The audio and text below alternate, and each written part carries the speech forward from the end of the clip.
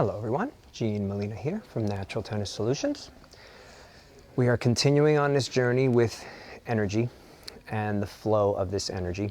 And what I want to show you now is how to really get your hip to throw your arm.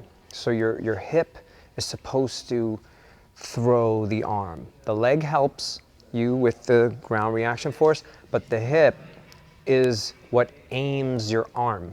So your arm doesn't aim, your hip aims the arm. If you let it go enough, it can do its job. But if your arm is tense, that's when its job gets diminished. So what I did was I learned this from DK Yoo a long time ago, and this was about how to throw your arm. So the way he did it was he had us pair up, and there was a person that would stand right in front of me, right? So their back is to the camera, and they would be standing with their hand out like this. And what my job was is to pull the hip back and then let the arm just kind of come up and then slap their hand while it's up here. Now, you don't have anyone in front of you, or you don't have to, it doesn't really matter. You can put your other hand out though. If you do it with your right, put your other hand out.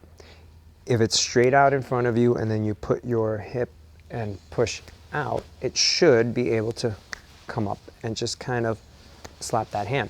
But if you want to do it a little differently, it would be literally to just push it out so that it comes up almost face height, and then from face height it should drop down and hit you back on that same leg, the same side that it was on. If you push out and it comes around, then that's too much rotation. It's about pushing the hip out and letting the arm get pushed out straight. So this becomes our main leverage position. We gain a lot more leverage from here. Now this should make sense with martial arts because DK Yoo is a martial artist, so he was teaching me how to punch.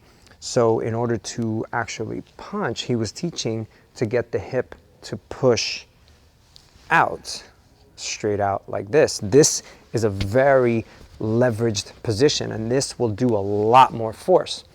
So from a tennis standpoint though, we want to be able to push the arm out this way because we want to be able to create topspin and we want to be able to create leverage. We don't want to push the arm out this way. If we push the arm out around, then that creates leverage going around, but it doesn't create spin. And we want spin, we want natural spin, not to have to be taught how to do topspin. This creates that spin. So can you practice this? Can you push that arm out there? Now, you would also do it on your left side. You would push the arm out and let it come back and slap you there. It comes back down fast and it slaps you pretty hard. The other way you can practice this is with a jacket. If you're having trouble, if you're very tight, if you're a very tight player, what I've seen with tight players is they'll throw the arm up, but they're so tight with their arm that they don't know what to do. So they tighten up the arm and then they push it down on purpose. So they toss it up and they pull down on purpose, and you don't want that. You want to push up and let gravity take it. What's truly happening is, as I push this hip out and push the arm up, the hip is actually going to stop, and that stop is what creates a whip.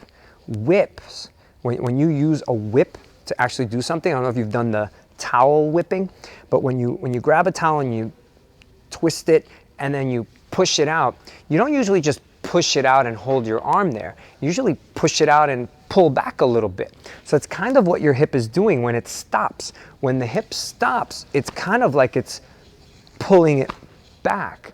Try to see if you can feel that sensation. If you can feel that when you push the hip out, you actually feel it pushing or pulling the arm back a little bit. And you can even do this on purpose. You can even push it and then pull it back, but that becomes even harder. All that hurt.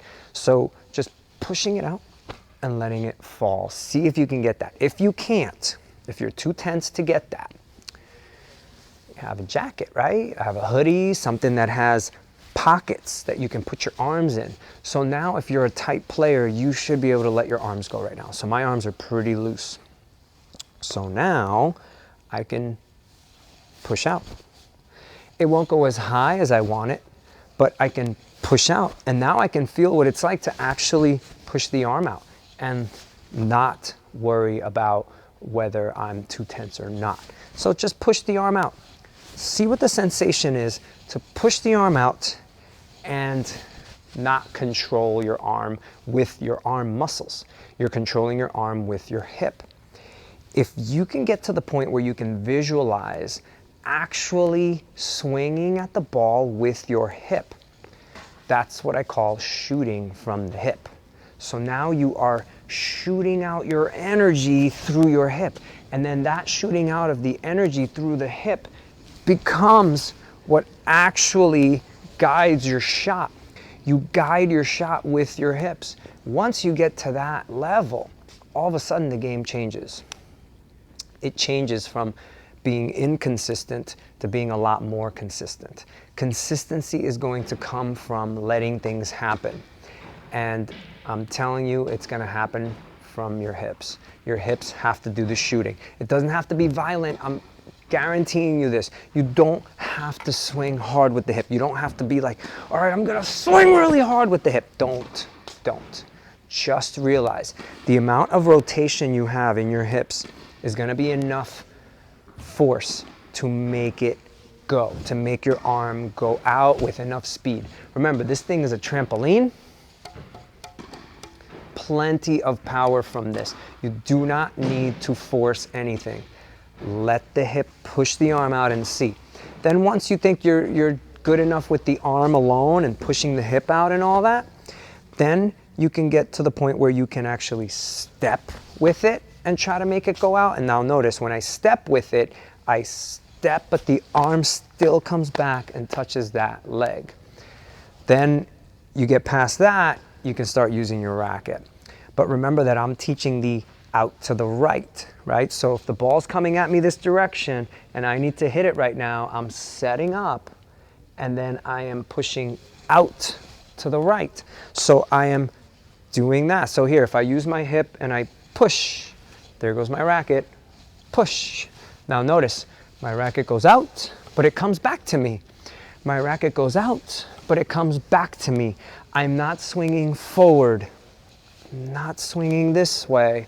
I'm swinging out. If you see the baseline right here, you can imagine yourself sideways by the baseline and you're ready to swing and you're swinging out. Now, if I do that and I put a ball there, don't do this in your living room. I swing out. And does that look like what it's supposed to look like? I'm swinging out. The best part about this is once you really get used to it and you start letting go, your arm starts to it gets pushed out. See, the hip goes out, right? So the hip is pushing out. So the arm gets pushed out.